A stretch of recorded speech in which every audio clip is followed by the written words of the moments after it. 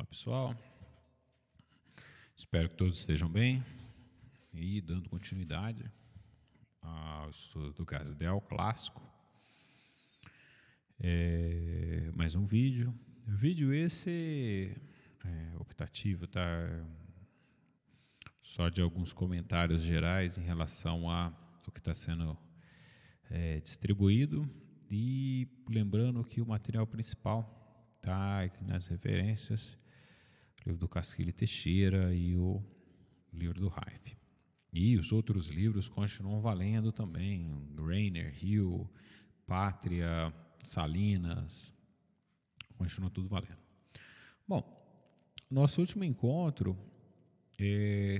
a gente acabou definindo a função densidade de estados em função do momento. E por hora, pelo menos pelo vídeo de hoje, a gente vai deixar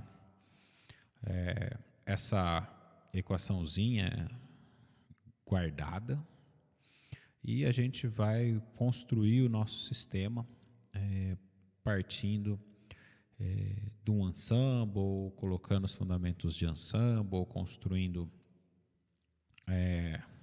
do modo como a gente desenvolveu na teoria.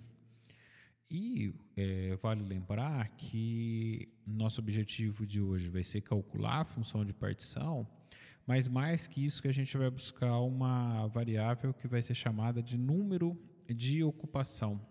E até o momento a gente não explicitou, né, não mencionou esse número de ocupação, mas ele é uma variável bastante interessante, porque ela vai permitir uma comparação, né, das estatísticas, né, a estatística de Maxwell-Boltzmann com Fermi-Dirac, Bose-Einstein e a estatística de Planck, que vão ser distribuições estatísticas, né, quando eu falo estatística todas essas que eu mencionei, eu estou falando de distribuições estatísticas e que vão estar relacionados com a ocupação de um determinado nível de energia. Então, enquanto para bósons a gente vai poder ter vários bósons ocupando o mesmo estado, no caso de férmions a gente tem algumas restrições e por isso que a gente vai acabar calculando em relação ao número de ocupação. E ainda o número de ocupação vai dar para a gente uma informação que é bastante relevante, que é qual que se a gente está num regime de validade para o emprego do gás clássico. Então, a gente fala, mas o gás precisa estar diluído, rarefeito, suficientemente rarefeito, suficientemente diluído, mas quanto? E aí, com o número de ocupação, a gente consegue ter essa informação. Então, vamos lá, gás ideal clássico. A gente vai, como é parte dessa idealização, a gente despreza a energia de interação entre as partículas.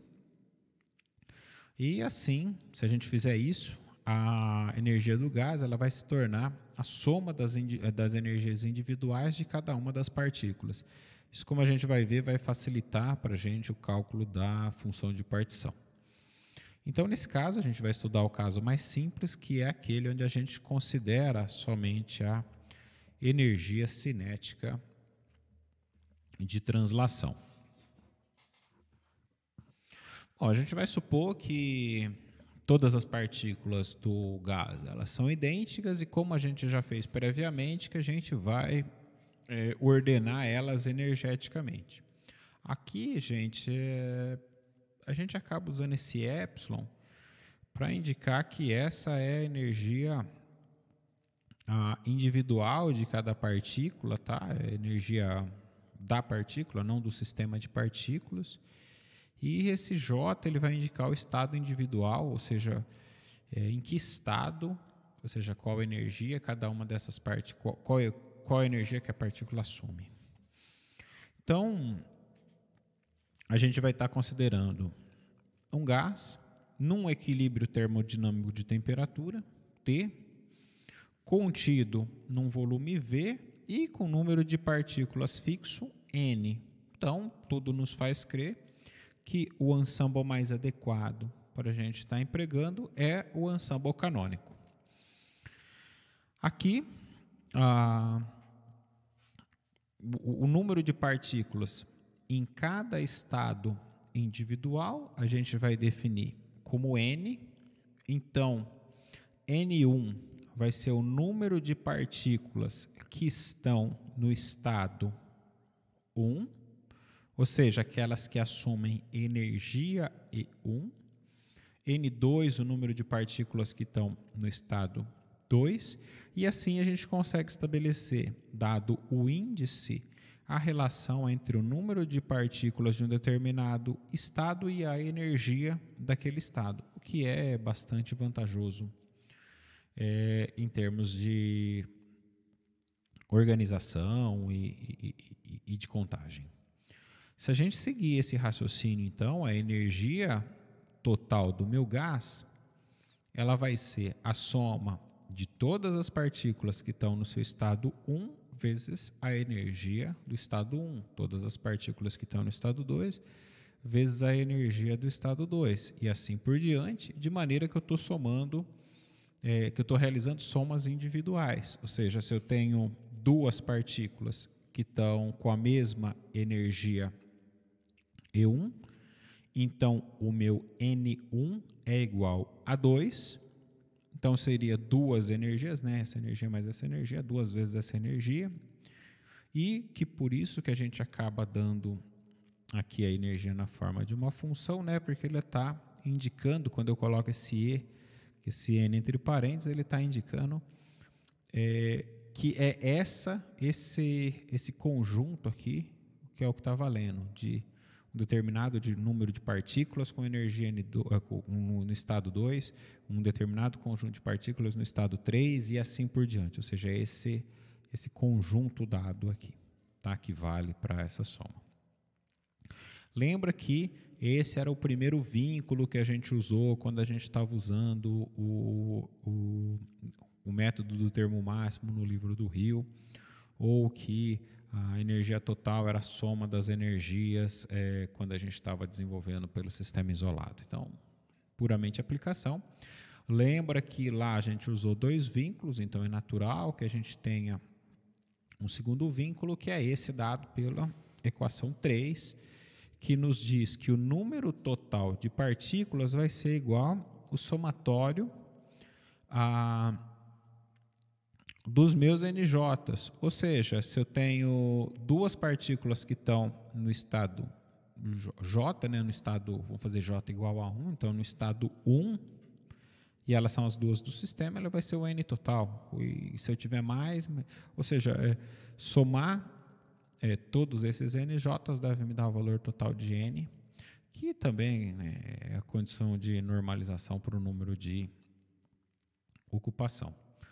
Então, dessa maneira, vamos seguir pelo que a gente sabe, a gente pode enumerar as possíveis formas de distribuir N partículas em estados individuais. Essa aqui é, nossa, há muito tempo atrás a gente viu essa definição, até trabalhou com ela. Nesse caso, o que a gente vai ter então aqui a gente está enumerando os estados. Então, dessa maneira, a gente pode pegar e definir a nossa função de partição do nosso gás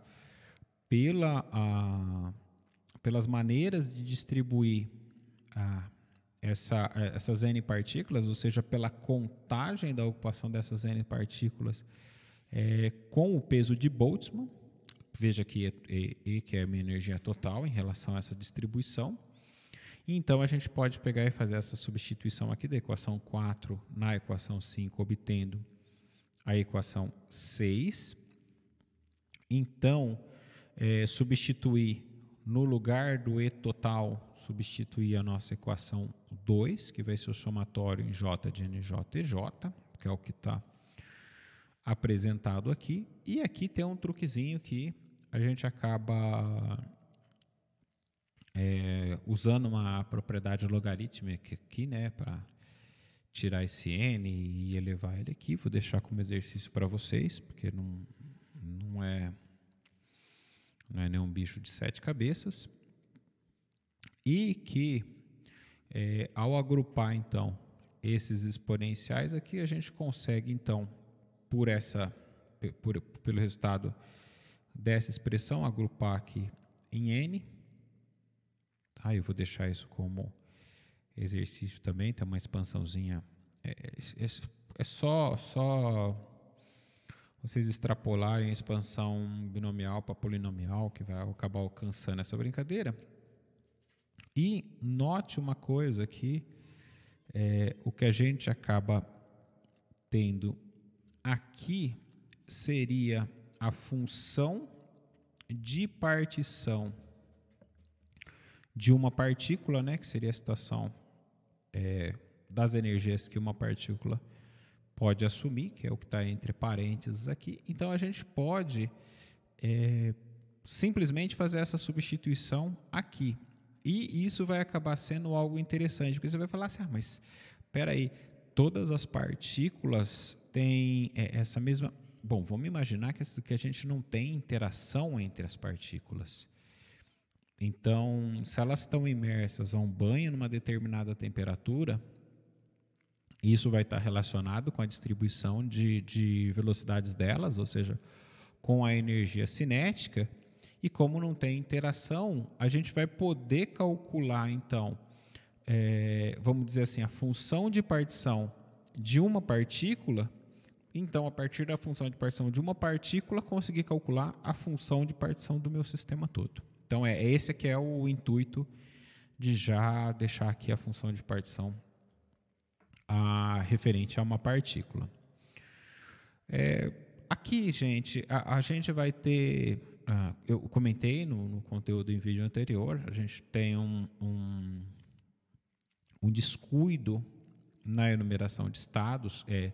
Se vocês quiserem, vocês podem não resolver esse problema do gás ideal clássico sem fazer as correções para ver os resultados que são alcançados, vai ver que a gente não vai conseguir obter o que foi tido empiricamente pela termodinâmica. E a sacada vai estar, pelo menos da primeira correção que a gente precisa aplicar, vai estar na ideia de que, para a mecânica clássica, todas as partículas são sempre distinguíveis, ou seja, sempre tem uma massa 1, uma massa 2, uma massa 3, a gente sempre consegue distinguir quem são as massas que a gente está trabalhando, a gente sempre consegue dar nome para essas massas, a gente sempre consegue saber o que está acontecendo com essas massas. Todavia, na hora que a gente está trabalhando com um gás com partículas idênticas, a gente não consegue diferenciar, do mesmo jeito que quando a gente começa a trabalhar com partículas como, por exemplo, mais relacionadas com a quântica, por exemplo, com um elétron. Eu não consigo falar que um elétron é diferente de outro elétron. Um elétron é um elétron, então não tem um elétron mais bonito, mais feio, eu não consigo... Um elétron é um elétron. E por que eu estou fazendo toda essa discussão, essa provocação? Porque aqui eu bati uma foto de uma tabelinha que tem no próprio livro do Teixeira e Casquilho, que mostra o seguinte: se eu estiver trabalhando com um sistema clássico, ou seja, onde minhas partículas são distinguíveis, perceba que, imagina isso aqui, né? Eu estou com uma partícula no estado I, com bolinha cheia, e uma no estado J, com bolinha vazia.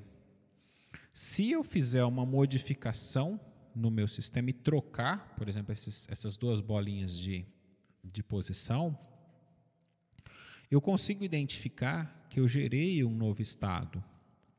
Tá? A gente pode pensar em letras também aqui, tá? Uma letra A e uma letra B, e aí eu embaralho e coloco uma na posição J, outra na posição I. Eu sempre vou conseguir saber o que aconteceu, se essas partículas são distinguíveis, se elas podem ser sempre nomeadas, vamos dizer assim. E isso me gera um novo estado. Essa troca de posição, essa permutação entre as duas partículas me gera um novo estado, porque esse estado aqui é diferente desse estado aqui, né? Isso aqui é uma configuração diferente dessa configuração. Agora, se eu estou trabalhando com partículas que são indistinguíveis, ou seja, que eu não consigo colocar nome nelas, se eu trocar de posição a partícula 2 com a partícula 1, eu não gero um novo estado. Ou melhor, talvez aqui, o que deva ser o caminho mais intuitivo é o seguinte: se eu pegar e cobrir esse número 1 e esse número 2, e aqui para distinguíveis falar assim, olha, em relação às bolinhas que estão à esquerda e as que estão à direita, o que aconteceu? Vocês poderiam falar, aqui o que aconteceu foi que a bolinha que estava em cima foi para baixo, e a bolinha que estava embaixo foi para cima, ou seja, a que estava em J foi para I, a que estava em I foi para J. Por outro lado, quando eu tenho uma situação onde as minhas partículas são indistinguíveis, se eu apagar esses números partícula 1, partícula 2, 2 e 1 aqui, e perguntar simplesmente o que aconteceu para vocês em relação ao que estava na direita, ou da esquerda e que está na direita, a gente não vai poder saber o que aconteceu se não tiver nomeado esses números 1 e 2. Então eu não gero um novo estado mesmo, porque eu nem sei identificar isso, tá? Então, essa questão da indistinguibilidade das partículas, elas devem ser levadas em consideração na hora que eu vou fazer a minha contagem de estados, na minha numeração do sistema. Porque essa troca, essa permutação entre essas partículas, elas não me geram um novo estado. Então, eu vou precisar aplicar essa correção no meu sistema. Então, por exemplo, se eu tiver calculando a probabilidade de encontrar o gás em um estado especificado por um dado número de ocupação, essa correção vai consistir em colocar esse número de ocupação, ou seja, quem vai trocar nessas posições aqui, colocar eles, corrigir eles por esse n fatorial, que é o número de permutações, e a hora que eu faço a divisão por n fatorial, tudo que eu contei 2, 3 vezes ou mais vezes, eu vou acabar tirando dessa minha contagem. Então é isso, essa é a primeira correção que é preciso fazer quando se está estudando o gás ideal clássico. Então, aqui na equação 11 a gente está estudando a probabilidade, né? A gente está tentando calcular a probabilidade pelo número de ocupação, vai substituir, né, esse gama de N1, blá, blá, que foi o que a gente definiu aqui em cima, né, na equação 4. Vai ter toda essa brincadeira aqui, né, continhas, aqui tem aquelas sacadinhas, né, de vira e mexe, aqui eu nem acho que não vai ao logaritmo nem nada, é só rearranjar os grupos bonitinho. E vai acabar encontrando o número de ocupação médio de um determinado estado individual, dado pela expressão 8, essa aqui, que a gente já conhecia, que a gente vai substituir aqui, e vai poder, então, empregar esses cálculos a fim de encontrar o valor de N e médio, né? Então, aqui a gente vai ter que derivar, aqui com certeza vai ter que aplicar um logaritmo, já estou vendo um BNI aqui e tudo mais, derivar bonitinho. Então, tem umas continhas, se alguém tiver dúvida nessas passagens matemáticas e tudo mais, como eu informei, eu fiz todas essas equações aqui, resolvi todas essas brincadeiras, mas o número de equações é humanamente impossível de ser digitado. E eu acredito que pelo que eu conheço vocês do curso de Física Matemática 1 e 2, vocês estão aptos a alcançar os resultados sem grandes problemas. Então, na hora que a gente rearranja, a gente consegue identificar a definição de valor médio, que é essa definição número 15. Aqui, quem quiser pode estender o estudo para verificar a relação de variância. É o que está aparecendo, que eu coloquei no PDF em laranja, mas provavelmente no vídeo vai, como sempre, aparecer com uma cor maluca, tipo um azul, acredito eu. E fazendo as substituições, né, a hora que a gente substitui a equação 15 na expressão 9, ou substitui a expressão 15 a 9 na expressão 10, a gente vai acabar encontrando o que é designado como número de ocupação médio em função da função de função de partição de uma partícula. E vai poder designar, então, essa aqui vai ser o que a gente vai chamar de estatística de Maxwell-Boltzmann. Vamos lembrar que as estatísticas de Maxwell-Boltzmann, a estatística de Planck, a estatística de Fermi-Dirac, que é a estatística de Bose-Einstein, elas vão ser dadas em relação ao número de ocupação médio. Então, até em Física Estatística 2, provavelmente eu já vou começar o curso colocando, estampando elas, todas as estatísticas na lousa, para a gente saber, ou no vídeo do YouTube, para saber aonde a gente está querendo chegar e mostrar os passos de como que a gente faz para chegar. E aqui a gente consegue também definir a probabilidade de encontrar uma partícula no seu estado I. Então, essa expressão ela vai definir a estatística de Maxwell-Boltzmann, vai fornecer para a gente o número médio de ocupação de um estado individual em termos do produto do número total de partículas pela probabilidade de ocupação desse estado individual.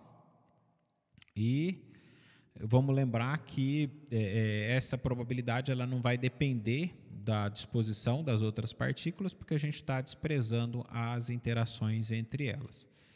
E que a gente pode, então, obter a energia média do nosso sistema pelo somatório do número de ocupação médio pela energia do estado, tendo como vínculo, é claro, que o número total de partículas deve ser o somatório do número de partículas médio.